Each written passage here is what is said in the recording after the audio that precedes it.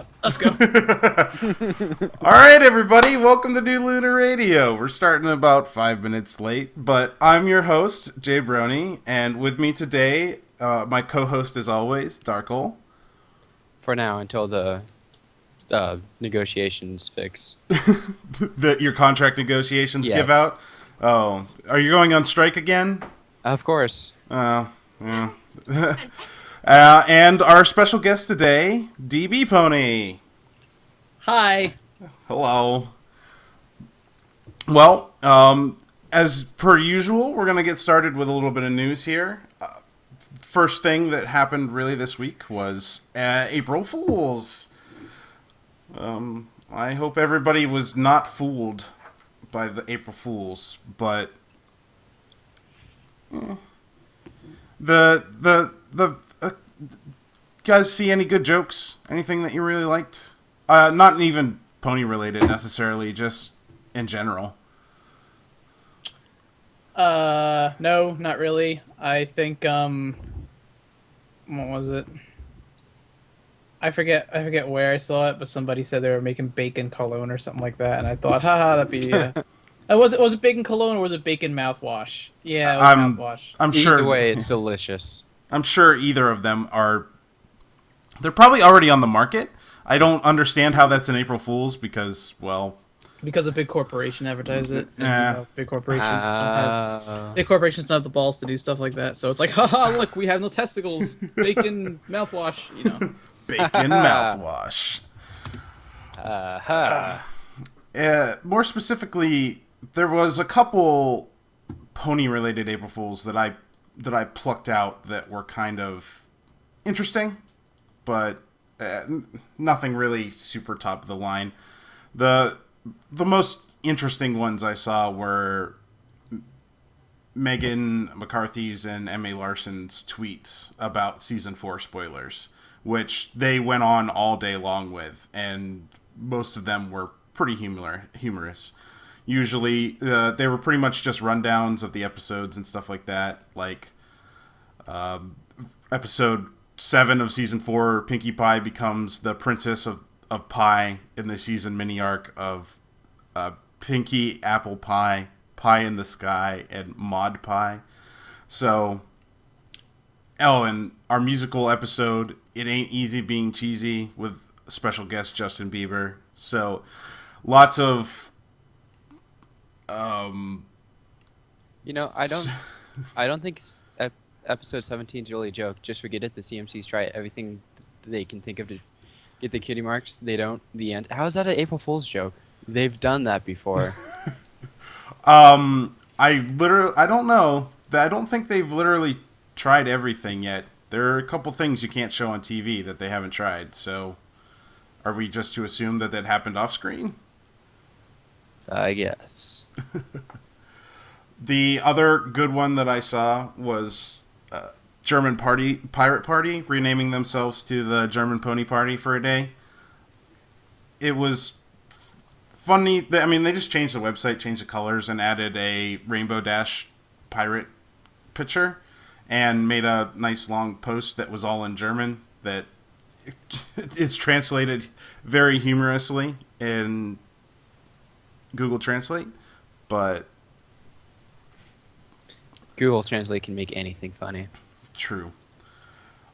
And the last one I noticed was Bronycon announcing their 2014 date on the moon with a nice big long video that explained how they're going to be on the moon and their new $10,000 lunar sponsorship, which included a bunch of stuff that was mildly funny. So, New location. I'm not even actually like completely 100% sure what's going on with that.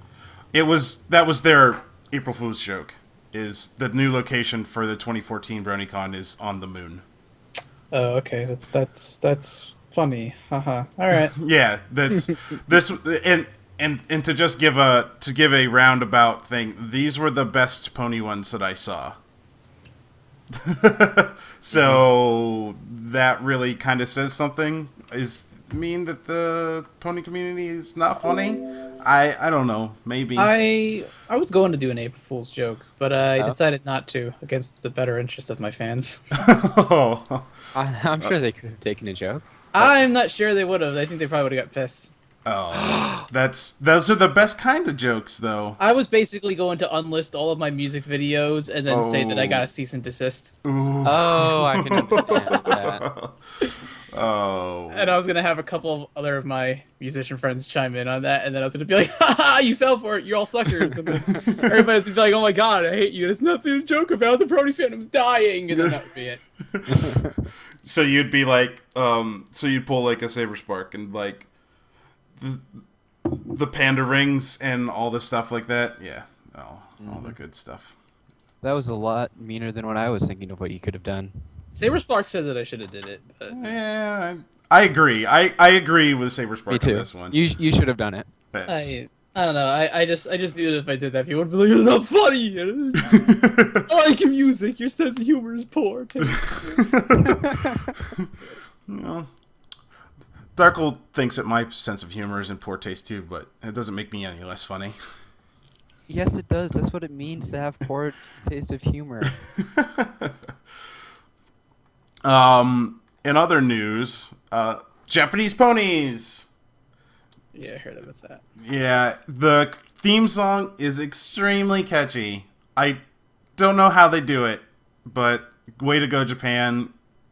You made me want to watch the first season over again while you're experiencing it. So Most Japanese anime title music is catchy. They write it a certain way. I'm not about to go into that and how they do it, but it's how they do it. right, the big thing is it was funny to me that it was an American TV show that was in English.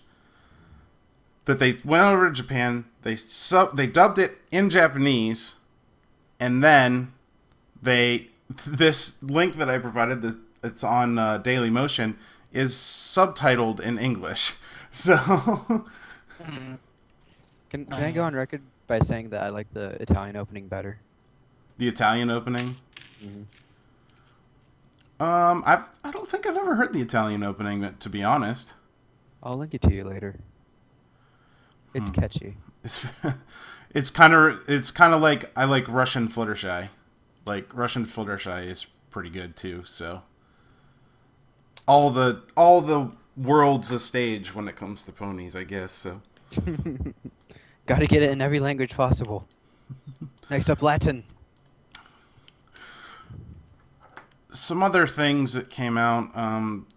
Pony books. They're putting out books now, mostly around.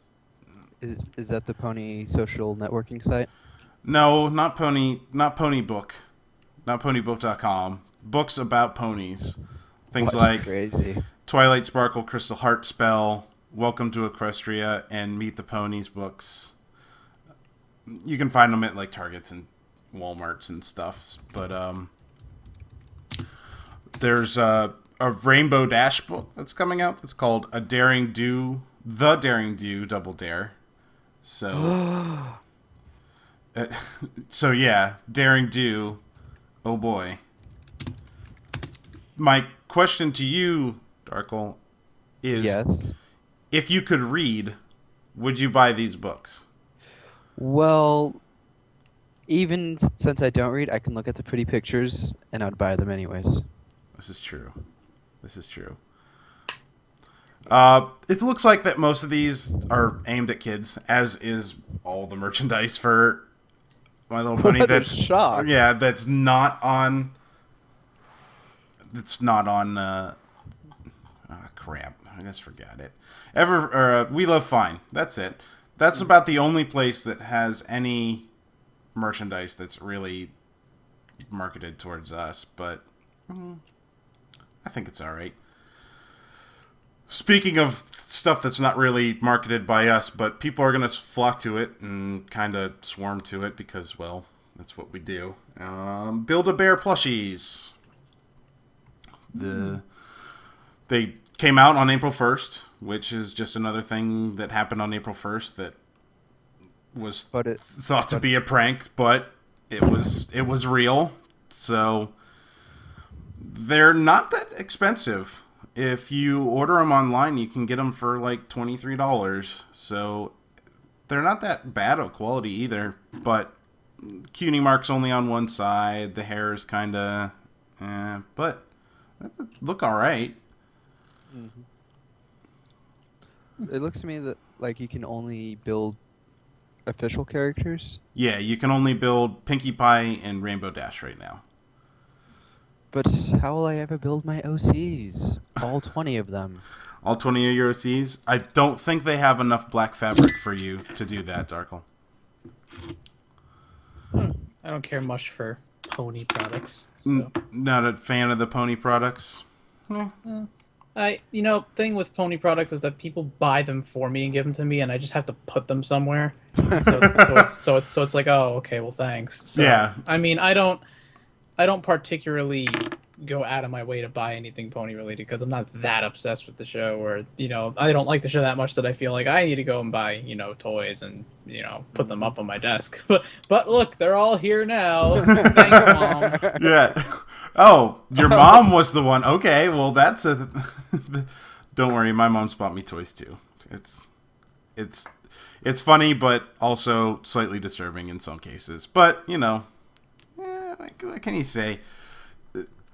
I don't say what I want for Christmas. So if they can spot the most obvious, signal of, oh, what can we get now for Christmas? Oh, well, he's obsessed with that show and writes music about it.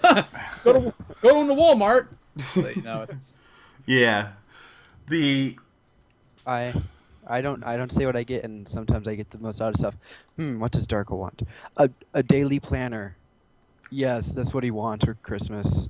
A daily planner, aka Google Calendar, or any other calendaring piece of equipment on the internet, or just on your computer in general. Doesn't even have to be on the internet. Mm-hmm. The last little piece of tidbit of information I wanted to throw out there about the Build-A-Bear stuff is everybody's favorite voice actress / diva, Tara Strong, will be at a New York City Build-A-Bear workshop during Brony's NYC meetup. She'll be signing autographs for $25. Here we go again, Darkle, with your insistence on why do they charge for autographs. But 50, at least this time, 50% of it will go straight to Kiki's treatment fund. So that's she's still helping out Kiki. They're still going on with that? Jesus. Yeah, it's... hey, it'd be one thing if it was like, help us buy a Corvette for me. But at least it's helping somebody out that has a disease. So, all right. Charity. I guess, but I have my own qualms with that whole situation. My thought about it is if you want to give half of 25, if you want to give $12.50 to a and you want to know it goes to a charity, just give it to the charity you like. It's not the charitable cause that I question. It's why the parents choose to go an alternative health route and not just go an actual route that's covered under insurance, but instead go to a guy that's like, oh well, this method works, but it's not covered under your insurance, so it's going to cost a lot of money, and it's not guaranteed to work. And then, you turn to the Brony fandom, and it's like, give us money to help this girl. And it's like, well, why don't the parents choose an alternative that's covered under insurance instead of trying to... that was my main gripe with it, and I completely forgot about it, and you brought it up. I hate you! No! Yes! Let's all follow the J-Hate train. No! Choo-choo. I'm the conductor. Just the messenger. Don't shoot me. Yeah, I can understand that. It's just one of those things where it's, if you were gonna go and give $25, then like I said, I don't care what people donate what cause people donate their money to. That was just me questioning the cause. But whatever, if that's what they want to do, that's what they want to do. Kudos to them. Halos and angel wings and donuts and croissants. I don't know. Sounds so good. I can see that. So I guess the long run here is donating to charity, not so bad. The content of said charity, questionable. next section. For some reason, we have lots of Australia news today, so we're gonna nickname this the My Little Australia section here, real quick. Are you gonna adopt bad stereotypical accents? You can attempt one. I know mine's so bad that I wouldn't even venture a try. So. Ooh. So I guess that's a no then. I mean, I could just say "good day, mate," and just be done with it. Good day. And because I'll just slip into my Pittsburgh accent and start saying "in that" and "G-jet" and stuff like that. So. First thing up on the docket, just last little bit of merchandise info. Pony trading cards are now available in Australia. So any of our Australian listeners, go out, have fun, get your trading cards, and be merry collecting trading cards that have no other purpose other than being collected. That didn't sound condescending at all. Well, it's all you have to do is just take one of the other million card game licenses and stick it on it and charge an extra $1 per pack, and you'd sell them like wildfire, and at least they would have another purpose other than sitting in binders somewhere. So I have mixed feelings on the pony trading cards. It's kind of the same way I have mixed feelings about baseball cards and other sports cards. So Are you still on about how there's no actual game attached to the cards? Yeah. Okay. Yeah, that's my problem. Also this weekend, it might be a little bit late, but Ponycon AU is happening right now. You can catch live streams places like Celestia Radio and Philadelphia Radio. But since they're all the way across the country, you have to be up in the middle of the night to watch the streams. So have fun with that, staying up all night waiting for... I don't think that they have any notable guests this year, but Cons are cons. Cons is cons. So if you want to see a bunch of Australian pony fans running around, then, well, there you go. A little bit more con news here. Buck Tickets, which is the UK's biggest convention, they're back on sale. The biggest thing that came out of that is we figured out that PayPal are still a bunch of jerks. So pretty much what happened is they got so many ticket sales so fast that PayPal was like, yeah, we're only going to give you half of your money now instead of all of it. And they're like, but we can't pay our venue on half of the money. They're like, oh, don't worry, you'll get it afterwards. And, of course, the venue is like, we need our money before the event. So they had to refund all of the PayPal tickets, which means they lost out on the PayPal fees, probably to their detriment, which is kind of sucky. And they are now going with a new provider. It was in the article here. Stripe service? Stripe service. Pretty much what that means, though, is everybody who bought a ticket has to go repurchase their ticket. Except for Celestia tier ticket holders. They were sold out in the first wave, so they're going to do a waiting list. They're going to reserve those tickets until they release the next wave. So it might be your chance to get in on a Celestia tier ticket once the next wave comes out, like an extra one or two, if somebody has maybe changed their mind or something to that. I think it's kind of going to hurt them in the long run, but I understand why they had to do it.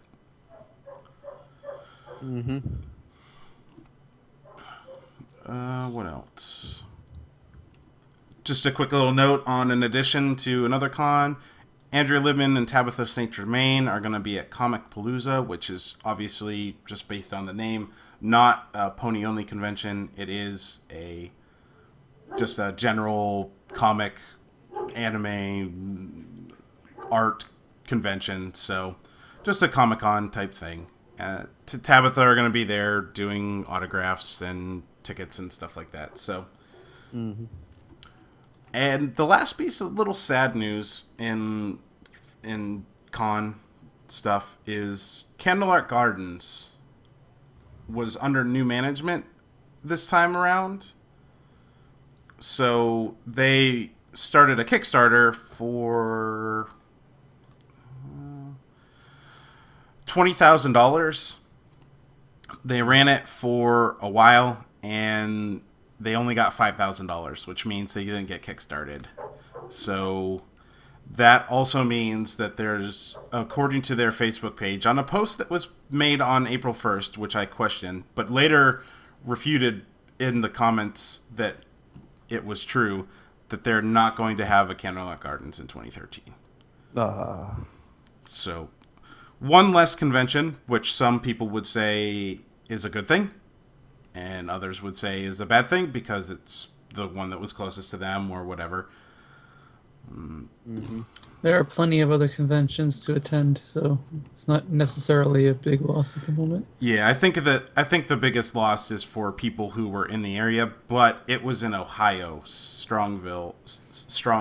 So there's TrotCon, which is in Columbus.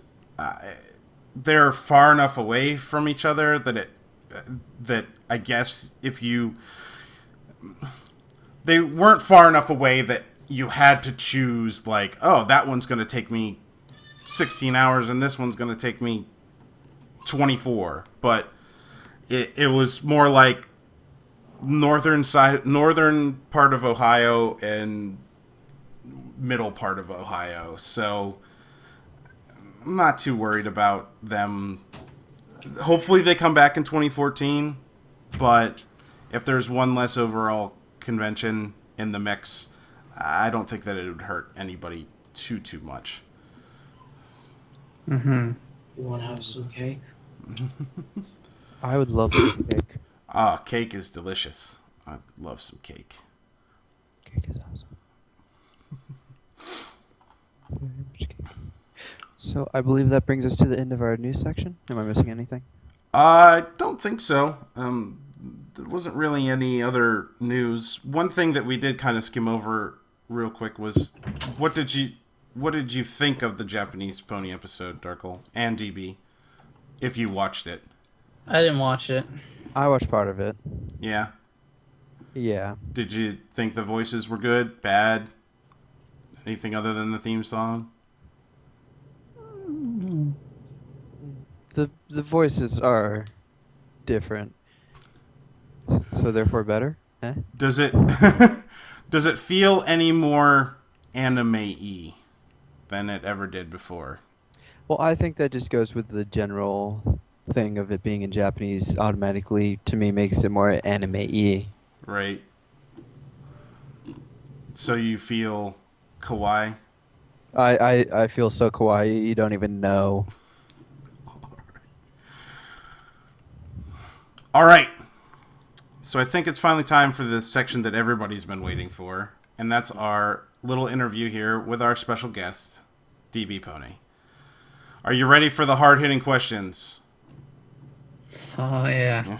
Where did you hide the bodies? Question number 1. Where are the bodies? The police are on speed dial. You are not in a safe place. Chopped them up, dug them in an 8-foot hole in the Staten Island dump, which I doubt you'll have access to. Oh, man. You fooled us. They're next to Jimmy Hoffa, right?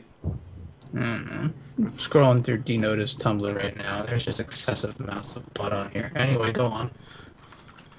The first question I have here is, we all know your pony songs so far, but do you have any previous background in music? Absolutely. Absolutely do. I've been in a lot of bands. I went to college for 2 years for music. I've got a long history of music. It didn't all start out with ponies. God forbid it ever did, because if it did, I would have sucked. So I'm taking it you take offense to maybe some people who started with pony music and that's where they got their start, or maybe not so much offense in that You Absolutely not. People have to start somewhere. If they want to start with pony music, by all means, go ahead. Whatever gets you on the track to doing music, I don't care. That's not where I started. I'm just saying that if I started with pony music, my music would not be as good as it is now. I'm not saying my music is great, but what you're hearing now is definitely would not be what you were hearing if I were to just start with it. Because trust me, if I started music just doing pony music, I'm pretty sure I'd have no grasp on music concept, no idea how to play music, and you would hear it and you'd be like, ugh, what is this garbage? So, yeah. Oh. So it would kind of be. Do you think if you'd started with pony music that you'd be all robot-y, like a robot? I can't tell. I couldn't tell you. I've been into rock. I've been into 80s rock. I've been into modern rock and pop rock and just very happy, sad kind of music. I mean, so maybe I would be doing the same thing I'm doing now, except I wouldn't have as much of a great concept on how to do it. It's a skill you acquire, and it's something you build over time, and it's trial and error. I mean, it all depends on the taste, and it all depends at the right moment, at the right time, kind of thing. So, I mean, if at one point in my life I decided electronic music is where it's at, then, maybe I would have been doing electronic music. And who's to say that would have been popular or not, It just depends on what you run into, and how you decide to execute it, so. Fair enough. Just before we continue the interview, it sounds like you might be having a little couple technical difficulties with your mic. Maybe take a minute with that. Filling some air. All right then, time to lay down the beat, Jay. I can't lay down beats. And I think we're back. So Maybe. Okay. Yeah. Okay. Much better. Much better. The next question I had was, who or what do you think gives you the most of your inspiration musically? Not necessarily for pony music, just a musical inspiration. Justin Avery has been one of my biggest musical inspirations. Dream Theater has also been a very big musical inspiration, though I haven't actually openly said that, which is a bit of a douchey thing of me to say. I mean, because I've used to listen to them on a nonstop basis. As of now, music inspiration just comes and goes. I mean, it depends on what I feel like listening to. There's some days where I'll listen to My Chemical Romance and think, wow, this is great, and I feel like writing a song that sounds like a My Chemical Romance song. Hint, hint. Next release. Then there'll be times where I'm like, man, I really love soul songs, or this, I'm really digging this jazz tune. And, I'll keep listening to it. And for like days and maybe even like weeks or a month, I'll just listen to nothing but a certain type of music. And then it kind of plants its seed inside of my head. And I'm like, all right. And then like later on down the road, I'll write a song and it sounds kind of similar to it. That's where all the inspiration comes from. It's a collective effort of everything that I listen to. So, Right. Just depends on what I'm listening to at the time. Right. I just want to take a minute here to let everybody in the chat know that if you have any questions for dbPony, go ahead and throw them in the chat, and we'll try to sneak them in as we're going along here. The next question that I had was, you were invited to be part of the Bronypalooza at Bronycon. You pretty excited about that? Is that like your first major live gig? Or is that... I mean, with the pony persona, I should say. Obviously, you said you were in a band before, but... I don't think it's going to be my first biggest gig. It'll be my first, like, Bronycon gig. But, I mean, as far as the first big gig, I think that might have to be Sweet Apple Acres that's going to happen at. Because I was invited to that con as well as a special guest. And there's a couple of people who are putting together a band to perform with me over there, because they want to be able to deliver a show like the show I'm going to be delivering at Bronycon, which is going to include a drummer that I'm bringing from this area that I've played with in bands before, and he's exceptionally good. So it's going to be a very powerful show, and Sweet Apple Acre Con wanted me to kind of deliver something like that as well. So I said, yeah, hey, if you can get musicians together and do that. So that might be the first big one. And by what I've heard and what I've seen so far, that's looking to be a bigger con, so it's going to be exciting.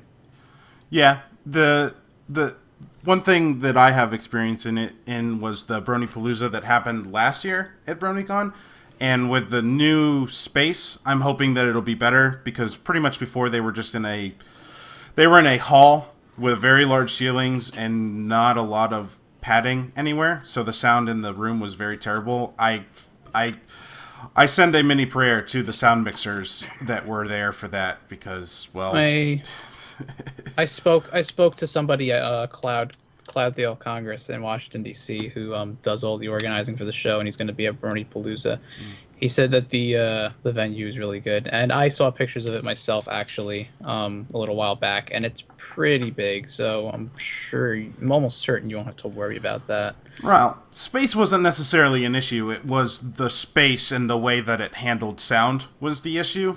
It was pretty much a straight shot to a concrete back wall that bounced right back up at the stage and wreaked havoc. So it wasn't the great acoustic. It wasn't. It didn't have a great acoustic sound or acoustics in the room. So hopefully they can do better in this one. But based on the pictures I've been seeing and based on other convention centers that I've been in that are like this one, I think that they'll be much better off than they were before. Speaking of Bronycon, how was the application process for Bronycon? Did they approach you? Did you approach them? Did you just fill out the standard sheet and they just emailed you back? Or was it something more involved? And feel free to go into what you can and can't say. If you can't say something, then you can't. That's fine. But The only thing they didn't want us saying was when if we were playing or not, which is why for a long time I didn't say that I was performing at Brony Palooza because they said specifically not to say it until they announced it. So Right. I mean, now that it's announced, it's like, hi guys, I'm gonna be there. But as far as the process, I mean, I don't know if they actually openly went out and invited people to play at this show. As far as I'm concerned, people had to actually just fill out the applications themselves, and then they looked at the application, saw who you were, and then approved whether or not they wanted you as an act or not. And a lot of my musician friends kept saying, "Oh, you got to fill out an application. You got to perform Brony Palooza." And I'm all like, and then I procrastinated on it, and then I was like, "Fine, I'll do that." So I took an application, I filled it out, I sent it in. Then they emailed me back saying, "Hey, we reviewed your application. We want to approve you to come in. You just need to send us a couple things like this, blah blah blah, and don't say that you're performing at Brony Palooza until we announce it." And I said, "Okay." Then about a month or two later, they announced it. So that was pretty much it. I mean, it wasn't difficult. It wasn't hard. I did it semi-early, but, then there was that whole issue where they were like, "Hey, guys, we only got a few slots left." And then, like, a flood of people went in to try to apply, and then they were like, "No, we don't want you. We don't want you. We don't want you." And everybody got butthurt. And then they were like, "Well, why?" And I'm like, "You should have filed it out earlier." yeah, we have 20 or 30 spots to fill, and we already filled 25 of them. So, and we already have 10 electronic musicians. So the 50 other ones that just applied, I think we're probably just going to look over those ones and put them off to the side. There are sure a lot of electronic musicians in the fandom. Yeah, that's a question I didn't write down, and we'll just broach it. We'll just volley it up. How do you feel about the distribution of musical tastes in the pony fandom right now? I don't know. It's just as diverse as musical taste in the real world. I mean, there's a lot of, there's argument and criticism out there that there's a lot of electronic artists in the community, and I mean, I do have to agree with that, but not with cynicism, because it's an easily accessible genre to be able to create. All you have to have is the software, and then you have to gain knowledge on how to actually use it, and then you gotta gain knowledge on how to manipulate the sound to sound how you want it to sound, EQing and all that good stuff. And it's easy to do because it's all at the convenience of having it on your computer and then maybe buying a couple of pieces of hardware to accomplish what you want to do. I mean, when it comes to recording instruments, you got to find the right digital audio interface. You've got to find out what preamps you might need to make the instrument sound better. You got to find out what instruments are good, and that costs a lot of money. And it's money that a lot of people don't have. So, if someone, and I don't advocate this, but it happens, and I'm not going to deny it. If somebody wants to go and go on, torrent Fruity Loops or Ableton, and then find a couple of VSTs and then be able to create a song with it, and they're happy, and then they're like, hey, I got a knack for this thing, let me see if the community likes it, and then they create a song that they say, oh, this is inspired by Pinkie Pie or something, I don't know, and they throw it up. That's pretty much where I think it all starts. It's just an easily accessible thing. I'm not saying it's an easy genre to create, because by God, I don't create electronic music for a reason. I mean, it's a talent, and it is something that you've got to practice and understand. The only reason why I haven't actually done any myself is because I'm more focused and oriented around instrumental music myself. I do use electronic and keyboard elements. I've got all these keyboards here that I use, so I like to play it manually. I mean, if I am thinking about getting machines sometime in the future, and including electronic elements into my music, but it isn't going to be all electronic. So I mean, electronic artists are fine, and some of them are really talented. I like a lot of them. I mean, it isn't something I listen to. It's not something I could sit down and be like, oh, man, I could dig this jam, but, Yeah, like you said, just about the same for musical tastes in the real world. Some people are not really a fan of the electronic music, and if they don't look hard enough, sometimes it seems to be what rises to the top, and finding the other stuff sometimes is difficult, so... It's hard to create electronic music, say that it's pony inspired, and have people believe that. And I think that's what a lot of people are critical about. They're like, "Oh, this song is, it's like, oh, pony music. Oh, look, another electronic artist. Oh, look, another electronic song that sounds like this one." And it's like, "What does this have to do with the show? Can you tell me?" And they're like, "Oh, well, the song is inspired by this pony." Right. And it's like, okay, but we can't hear it. So, and then that's where the whole discussion starts to snowball, and people are like, oh, well, this guy's doing it, or Wooden Toaster, or Living Tombstone does it, this and that, and then you're like, yeah, but they pretty much got on that during the hype of the show, and they did something different or something. It all depends. It's time and place, it's luck, and I mean, that's why a lot of people are critical of electronic music, because it's just, they can't find the merit behind it, and whatever. Just as much as using a Cool Hand Luke soundbite in your song and saying, this is a Cool Hand Luke song. Like, same type of thing. I didn't think my music was going to get popular. I like it. I didn't think it was going to get popular because I had listened to music in the Brony community beforehand. And I was like, wow, a lot of these people do some pretty good work. And the first two initial thoughts were, if this is the best that the Brony community has to offer, then I wonder how they would react to my stuff. And then the second thought was, I don't really know a whole lot of people. I don't think it's really going to get that popular. But as I started recording the stuff, and as I started, developing the first song, a couple of my friends, notably Paleo, who's part of Brony Breakdown, was like, oh man, this is going to be big. And I kept saying, it'll be all right. And then I released it, and the next day it already had like 4,000 or 5,000 views. And I was like, oh, well, all right then. I guess I'm doing that kind of, I guess I'm doing this kind of moment now, or is it like It was a, wow, people like my music moment. Let me release more stuff, and hopefully they like it. And That's what happened. And then, I released a song in January and haven't released one in 2 months. So...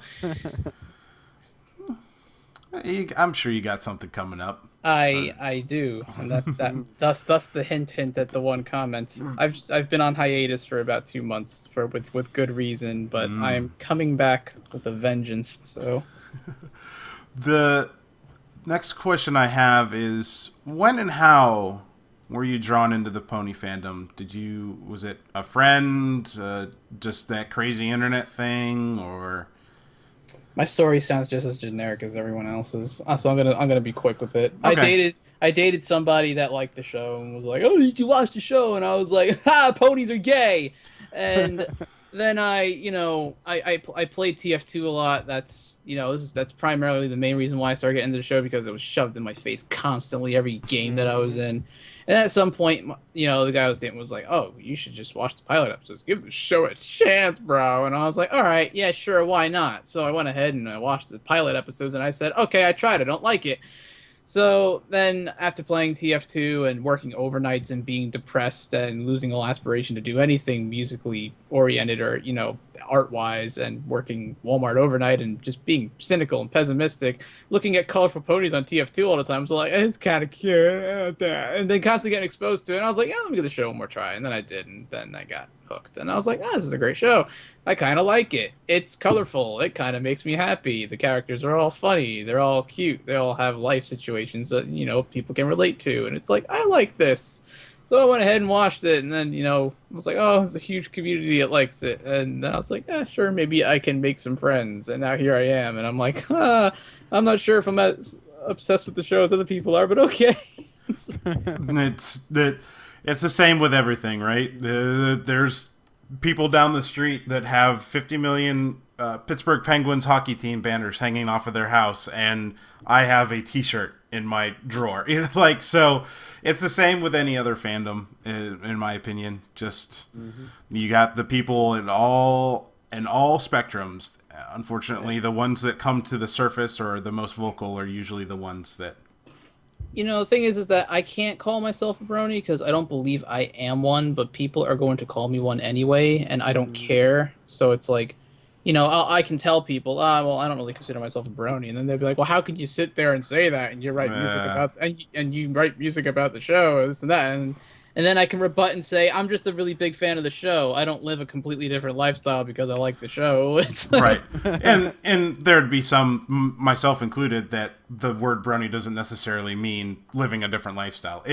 It's just like every other word in the English language, or well, a lot of words in the English language. How you perceive them and take them is based on your personal opinion. So I'm fine with you not wanting to be called a brony, yet being okay with it for myself to be called a brony. And the guy down the hall, other guy on the internet that says, "Oh, I hate the word brony because it's stupid," and it's like, okay, that's kind of your opinion, but whatever. Mm-hmm. I'm not one to get upset over silly things. Silly things. Tomato. Because according to you, I can't even read the word brony. This is true. Poor Darkle and his lack of literacy. The next question I had is, I'm sure this probably changes from day to day, hour to hour, maybe even month to month, like most people. But what's your personal favorite pony song? Like a song from the episodes. Your favorite fandom song from the other artists, and your favorite song overall, like just in all of music. I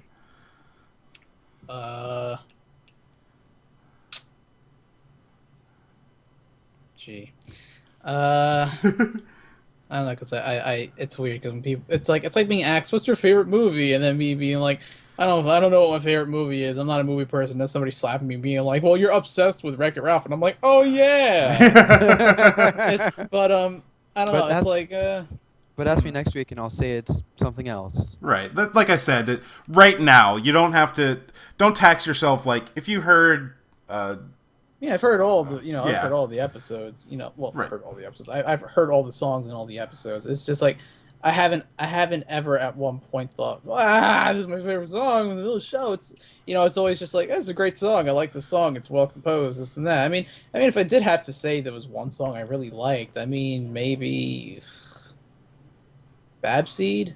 Only because it was like catchy and had more of a rock element to it. I'll bet a soft rock element, but it was cool to nitpick out all the different instruments that composed up that entire, composition, because it's a lot more complicated than people think. It's not just guitar, bass, and, drums. It's guitar, bass, clavinova, synth, left and right panning guitars, and, acoustic guitar. Yeah, there's a lot to that track that I liked, and I took a lot from it, and I incorporated it into some recording methods of mine, and, I would have to say that might be my favorite song, I guess, from the fandom, from the cartoon. As far as fandom music goes, you're asking me another impossible question, because unlike a lot of other people who actually sit down and go out of their way to listen to Brony music, I actually don't.